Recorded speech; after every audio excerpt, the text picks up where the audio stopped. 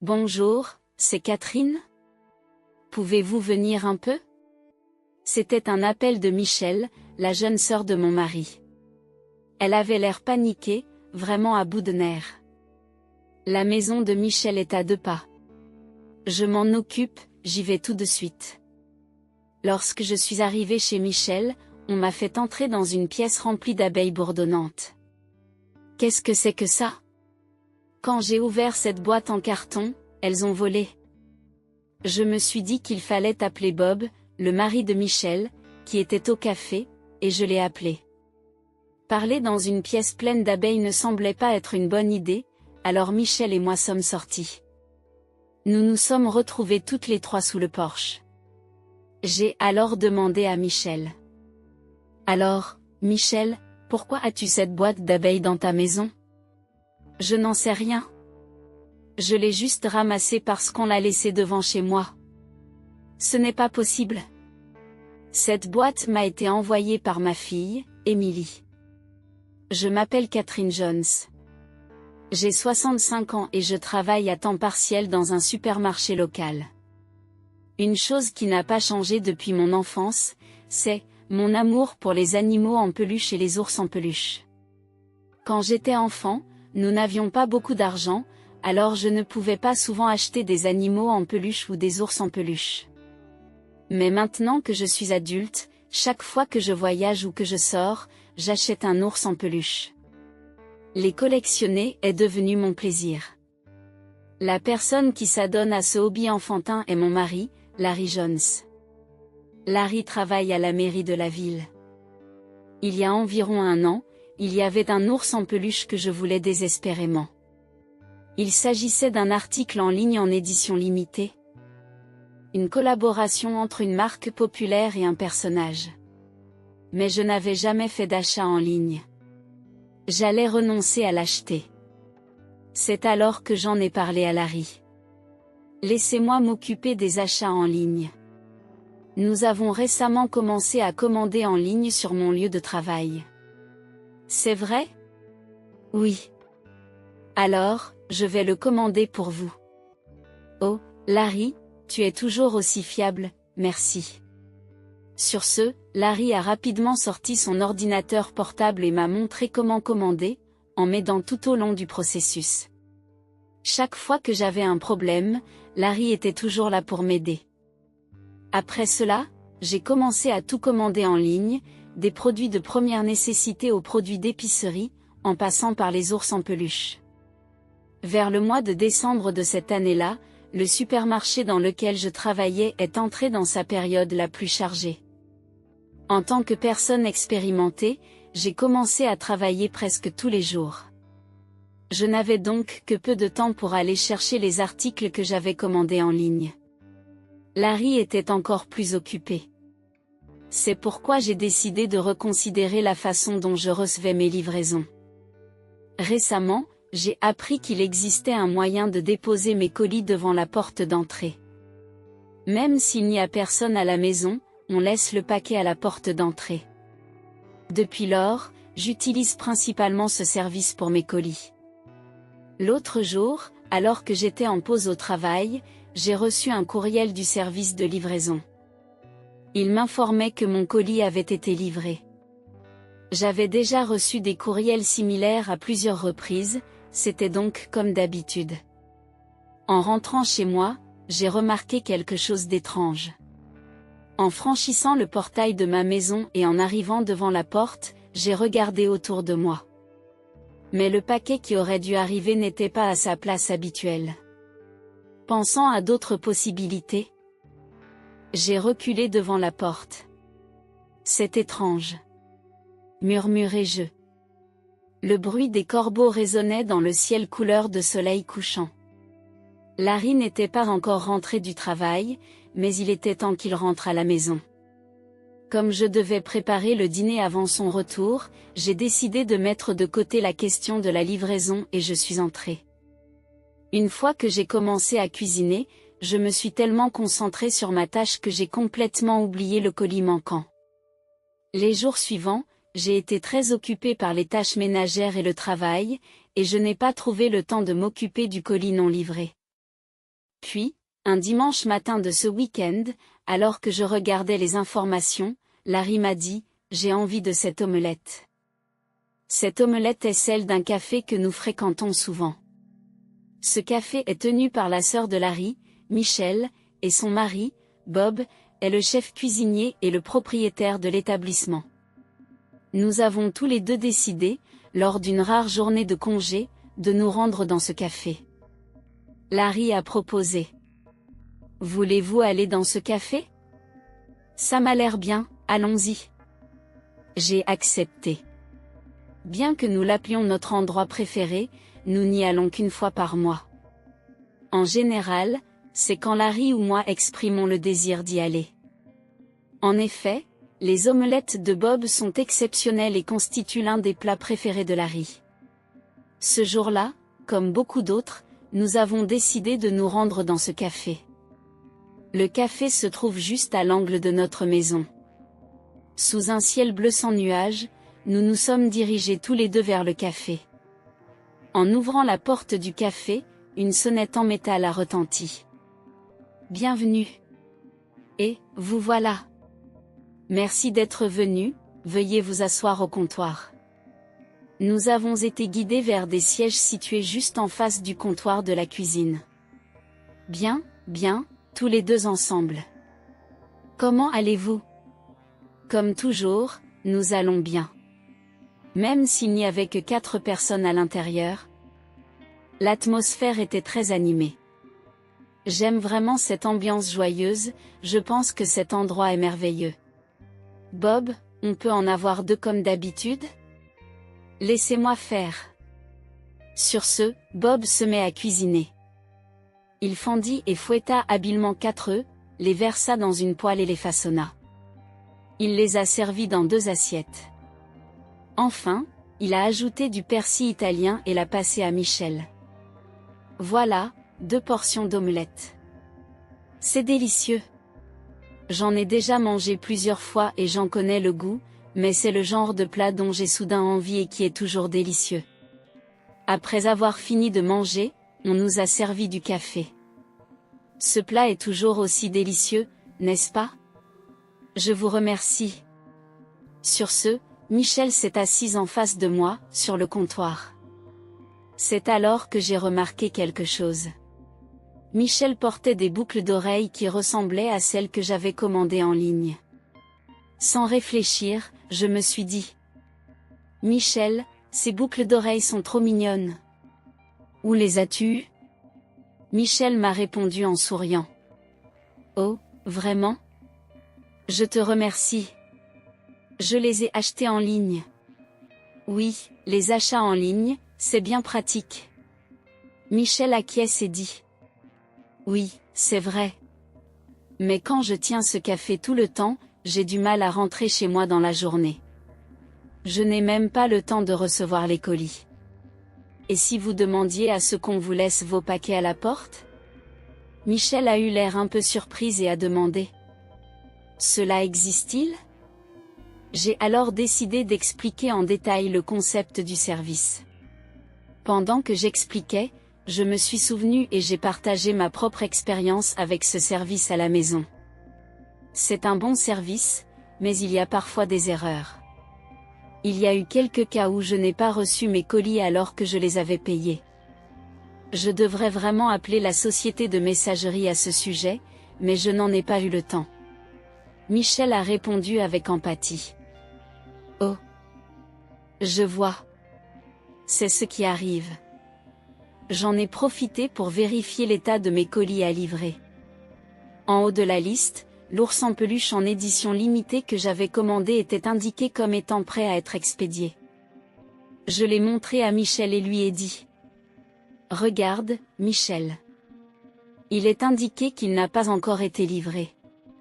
Ensuite, j'ai montré le 2e article qui indiquait qu'il s'agissait d'un produit cosmétique. J'ai dit. Ce produit devrait déjà être arrivé chez moi, mais ce n'est pas le cas. C'est étrange. J'espère que vous le trouverez. À ce moment-là, j'ai regardé Larry.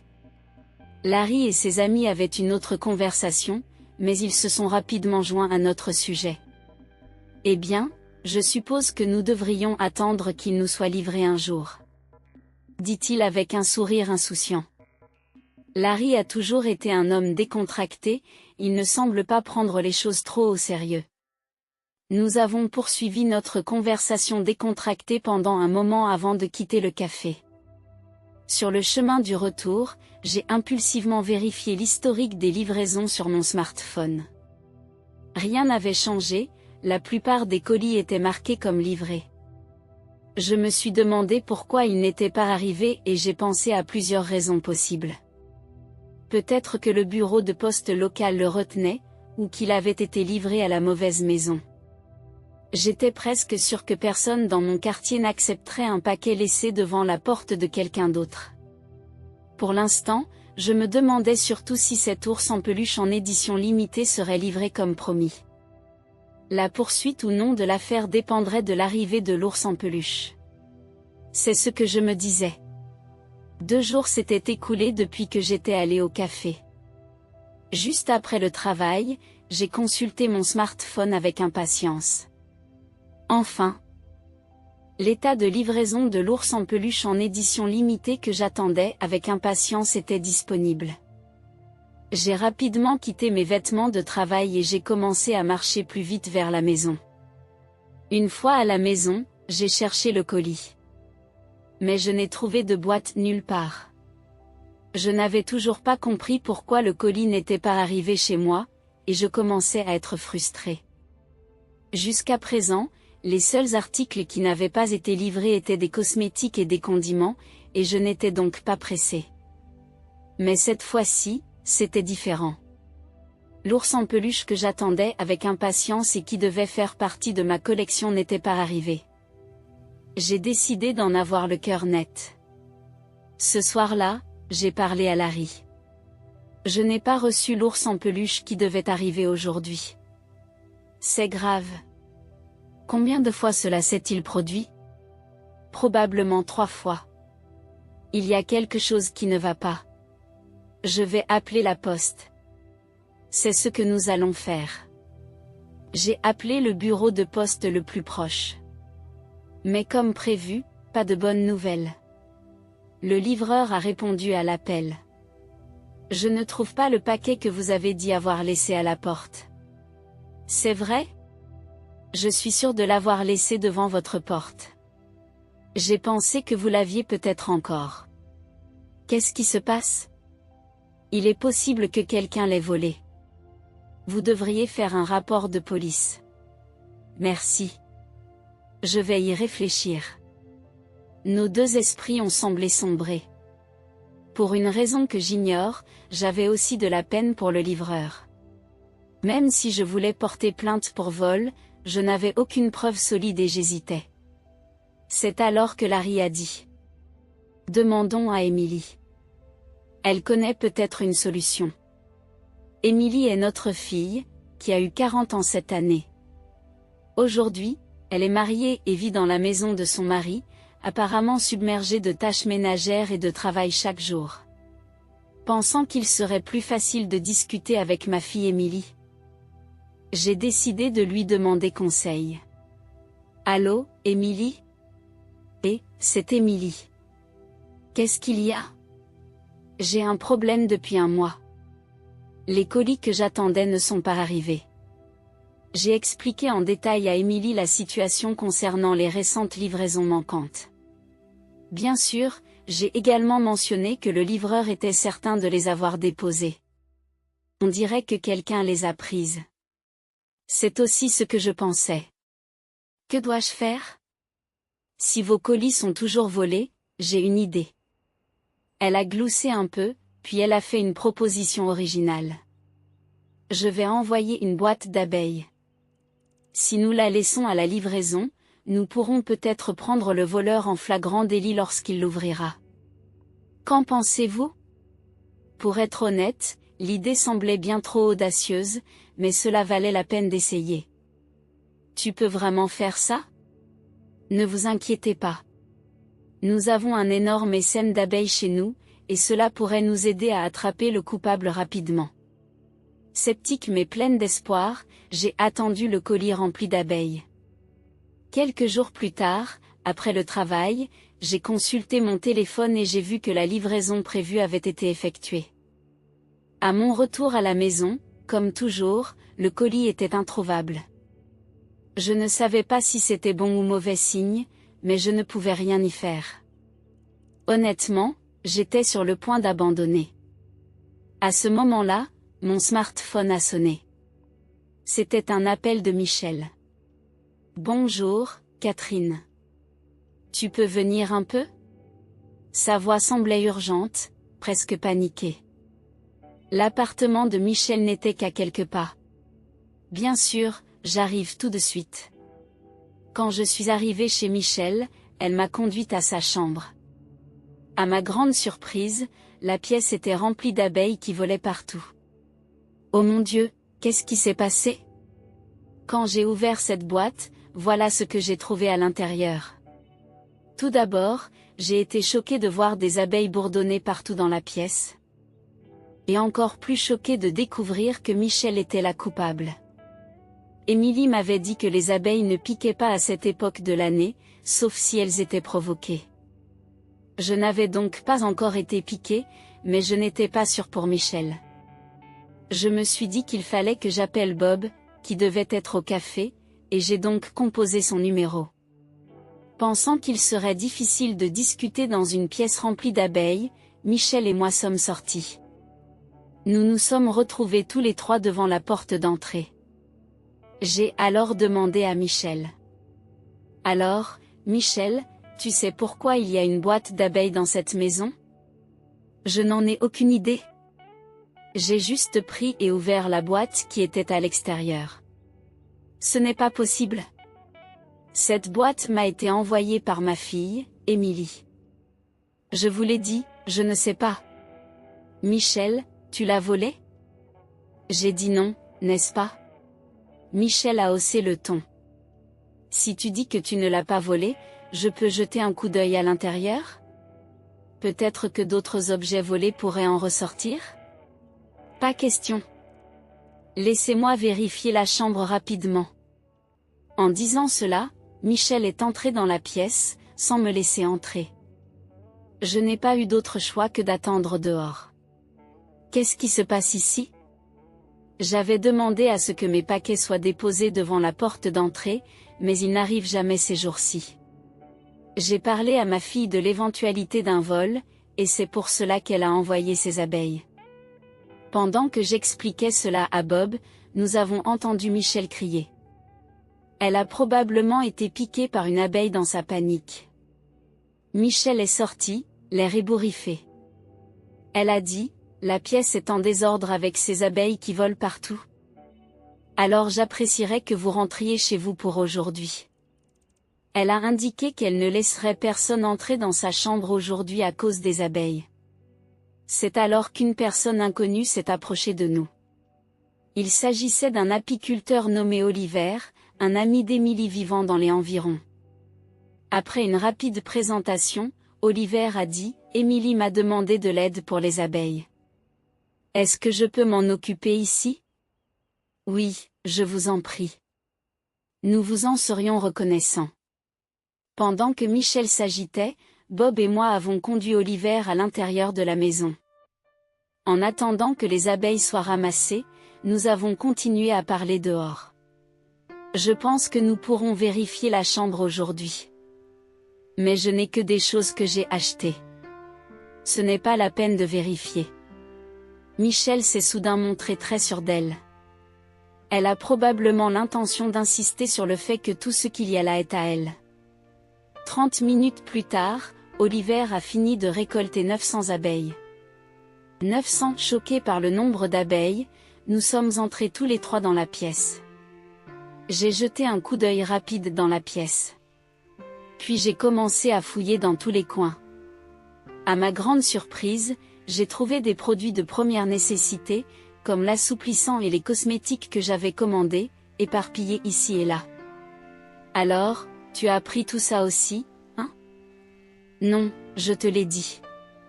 Je lui ai montré l'historique de mes commandes sur mon téléphone où figuraient ces produits. Vous allez toujours le nier? Il y a une chance que nous ayons acheté les mêmes choses, non? J'étais un peu exaspérée, mais je n'ai pas abandonné. J'ai cherché l'ours en peluche.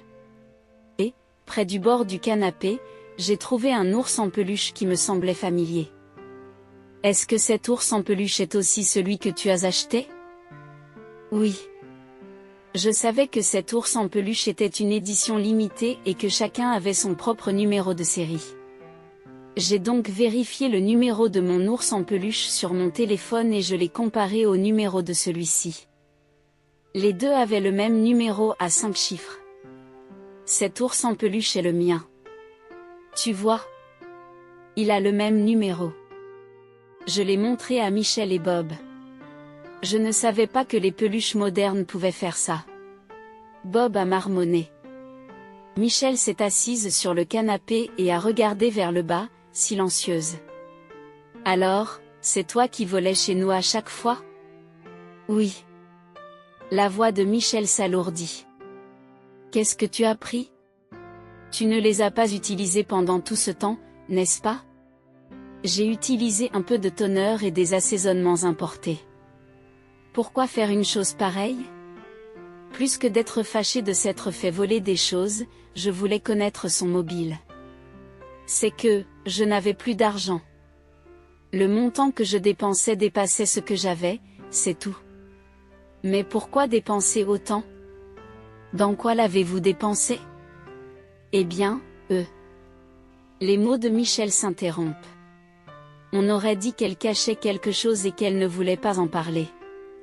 Soudain, Bob s'empresse de ramasser un morceau de papier tombé sous le canapé. Qu'est-ce que c'est que ça? Ne me dis pas que tu as été. En disant cela, Bob montra un morceau de papier avec des chiffres et un montant. Je suis désolé, je me suis vraiment pris au jeu. Le papier montré par Bob était un billet de course de chevaux. Il s'est avéré que Michel s'était lancée dans les courses de chevaux et qu'elle avait utilisé l'argent qu'elle avait économisé en utilisant mes objets volés pour faire des paris. Puis Bob a lâché une autre bombe. Tu n'as pas, par hasard, pris de l'argent sur les recettes de notre café, n'est-ce pas? Juste un peu. Je savais que quelque chose n'allait pas avec les profits. Comment avez-vous pu? Il s'avère qu'elle a détourné des dizaines de milliers de dollars de leur café. Je suis vraiment, vraiment désolée. Je promets de ne plus jamais faire ça, s'il vous plaît, pardonnez-moi. Michel a pleuré bruyamment en s'excusant. Mais pour moi, se faire voler ne serait-ce qu'une fois mon cher ours en peluche était impardonnable. Ces excuses n'ont rien fait pour m'émouvoir. Bob avait l'air tout aussi irrité. Il s'avère que j'enregistrais secrètement notre conversation depuis l'enlèvement de l'abeille. Allons-nous nous retrouver au tribunal? Avec des preuves solides en main, Bob et moi avons décidé de porter plainte auprès de la police. Bob a décidé de divorcer d'avec elle. Après cela, des accusations de vol concernant mes biens et de détournement de fonds dans l'exercice de ses fonctions ont été portées contre Michel. Il semble qu'elle ait été arrêtée. Nous étions satisfaits du résultat. Le café de Bob a embauché des travailleurs à temps partiel et les ventes ont commencé à augmenter régulièrement. D'ailleurs, j'ai eu l'occasion d'y devenir chef d'équipe à temps partiel. Michel a été arrêté, paraît-il. C'est mieux ainsi. Je suis mieux sans quelqu'un comme elle. Le fait d'être entouré de gens qui travaillent dur me rend beaucoup plus heureux maintenant. Oui, continuons à faire du bon travail. On dirait que Bob est déjà tourné vers l'avenir. À partir de ce moment-là, j'ai commencé à recevoir des colis déposés à ma porte. Bien sûr, de nombreux nouveaux ours en peluche ont rejoint ma collection.